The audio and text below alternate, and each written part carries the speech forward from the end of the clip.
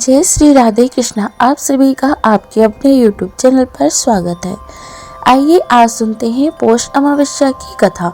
इस बार पौष अमावस्या जो कि 19 दिसंबर 2025 दिन शुक्रवार पौष अमावस्या है। हिंदू धर्म में हर तिथि का, हर दिन का, हर पक्ष का अपना अपना विशेष महत्व माना गया है और इसी प्रकार से पौष अमावस्या तिथि का अपना विशेष महत्व है। अमावस्या तिथि का दिन, इस दिन गंगा स्नान, दान करना, दान पुण्य का कार्य करना, अपने पितरों के निमित्त श्राद्ध तर्पण आदि का कार्य करना चाहिए।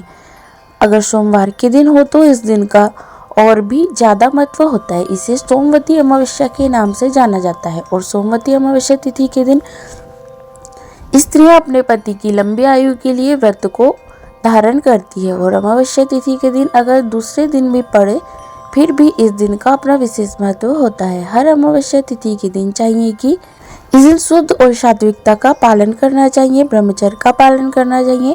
अमावस्या तिथि के दिन किसी के ऊपर क्रोध नहीं करना चाहिए, अपने मन में किसी के प्रति ईर्ष्या या द्वेष का भाव नहीं लाना चाहिए। इस दिन अपने पितरों के निमित्त आप जो भी भोजन बनाते हो उस भोजन को शुद्ध और सात्विकता के साथ तैयार करना चाहिए और फिर ब्राह्मणों को या गरीबों को भोजन कराना चाहिए। इससे पितृदेव अति प्रसन्न होते हैं। अमावस्या तिथि के दिन चाहिए कि गंगा नदी में स्नान करना चाहिए। अगर गंगा नदी में स्नान ना कर पाए तो घर के नहाने के पानी में ही थोड़ा सा गंगा जल मिला के स्नान करना चाहिए।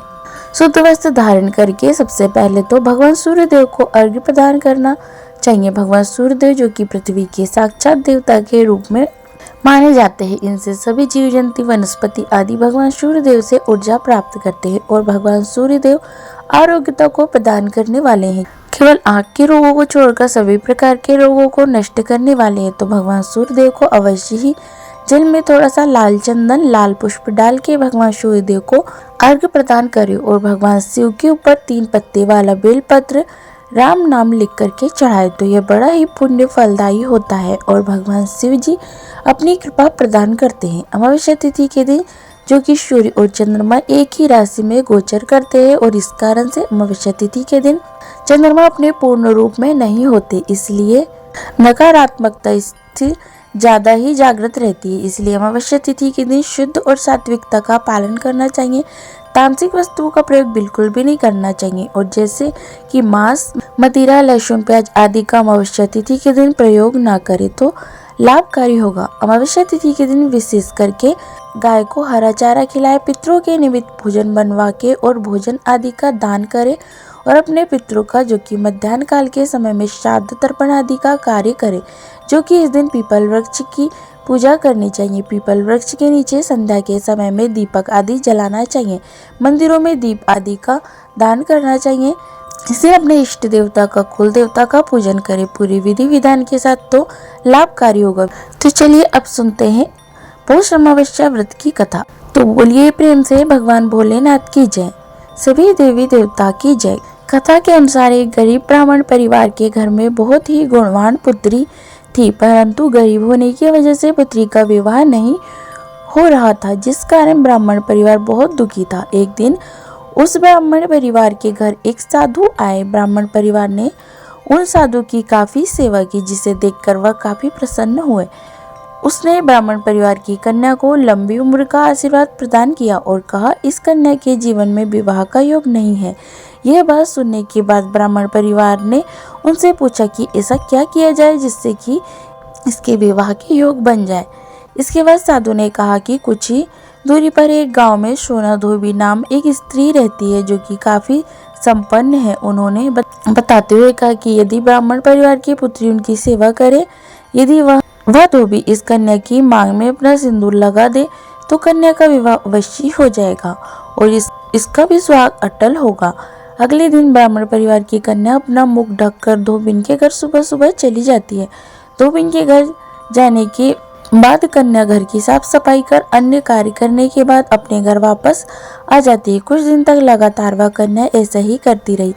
एक दिन धोबिन अपनी बहू से पूछती है कि वह सुबह सुबह ही सारा कार्य पूरा कर लेती है और धोबिन को पता नहीं चलता, परंतु बहू ने कहा कि उसे लगा कि धोबिन ही सुबह उठकर सारा काम उसके उठने से पहले ही खत्म कर देती है। इसके बाद अगले दिन वो निगरानी रखती है कि आखिर कौन उसके घर का कामकाज खत्म करके जाता है। अगले दिन उन्होंने देखा कि एक कन्या उनके घर पर आई और घर का सारा काम खत्म करके अपने घर वापस चली गई। यह सब देखने के बाद जब दूसरे दिन कन्या धोबिन के घर आई तो धोबिन कन्या से पूछने लगी कि वह कौन है। कन्या ने धोबिन से सारी बात बता दी। कन्या की बातें सुनकर धोबिन ने अपना सिंदूर कन्या की मांग में लगा दिया। सिंदूर लगाते ही धोबिन के पति की मृत्यु हो गई। यह बात पता चलते ही धोबिन अपने घर से निर्जल ही चल पड़ी। उसने संकल्प लिया कि रास्ते में ही उसे जहाँ भी पीपल का पेड़ मिलेगा वहाँ पर वह भोजन की सामग्री दान करेगी और परिक्रमा करेगी। इसके बाद ही जल ग्रहण करेगी। जिस दिन वह अपने घर से चली उसी दिन अमावस्या थी। रास्ते में उसे पीपल का पेड़ मिला। उसने पकवान की जगह ईंट के टुकड़ों से 108 बार पीपल की परिक्रमा करते हुए पेड़ को भंवरी देकर पीपल के पेड़ की परिक्रमा पूर्ण करती है। अमावस्या का व्रत रखते हैं उन्हें अवश्य ही सुख समृद्धि की प्राप्ति होती है। तो बोलिए प्रेम से भगवान भोलेनाथ की जय, पीपल देवता की जय, सभी देवी देवता की जय। इसी प्रकार से जो भी सच्ची श्रद्धा के साथ नियमों निष्ठा के साथ अमावस्या तिथि के दिन व्रत रखते हुए भगवान का पूजन करते हैं तो भगवान उनकी सभी इच्छाओं को पूर्ण करते हैं। तो आशा करती हूँ जानकारी आपको अच्छी लगी होगी। इसी प्रकार से ज्ञानवर्धक जानकारियाँ प्राप्त करते रहने के लिए, व्रत पूजा के बारे में जानने के लिए, कथा सुनने के लिए अगर आप चैनल पर पहली बार आए हैं तो चैनल को लाल बटन दबा करके सब्सक्राइब करें। साथ में बेल आइकन भी प्रेस करें ताकि मेरे आने वाले वीडियो का नोटिफिकेशन आपको समय पर मिलता रहे। जय श्री राधे कृष्णा। धन्यवाद।